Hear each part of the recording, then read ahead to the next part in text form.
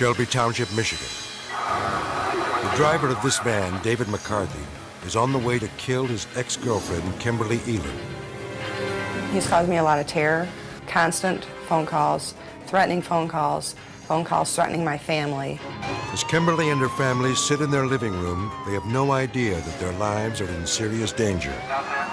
Hell-bent on murder, McCarthy doesn't even notice that Officer Jason Schmittler is trying to pull him over for a traffic violation.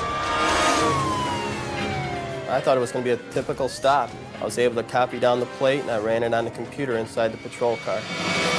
After a lengthy chase, McCarthy stops his van behind a row of parked school buses.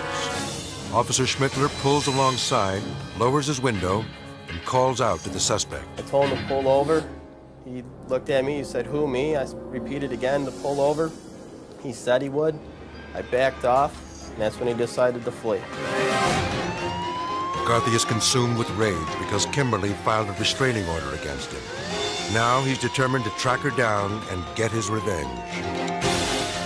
He had mentioned in one conversation that if he wanted to slit my throat, a piece of paper would not stop him.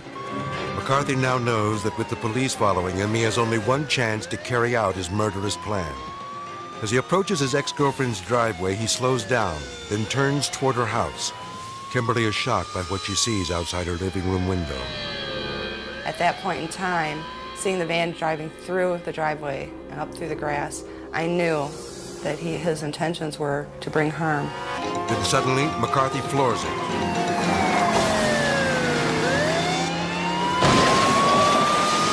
The 5,000-pound van smashes into the house. Kimberly and her family watch in horror as her ex-boyfriend crashes into their living room.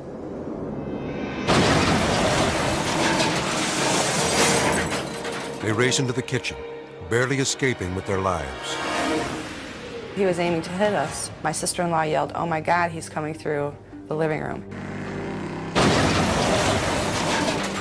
Where we're sitting now, we would actually be dead. Once out of the patrol car, I couldn't believe what I was seeing. There was debris everywhere. People started to run from the house out the side door. Fortunately, Kimberly and her family are unharmed. McCarthy, who was injured, escapes through a window in the rear of the house. Backup officers arrive with their guns drawn. They jump a fence and corner the suspect in a nearby parking lot.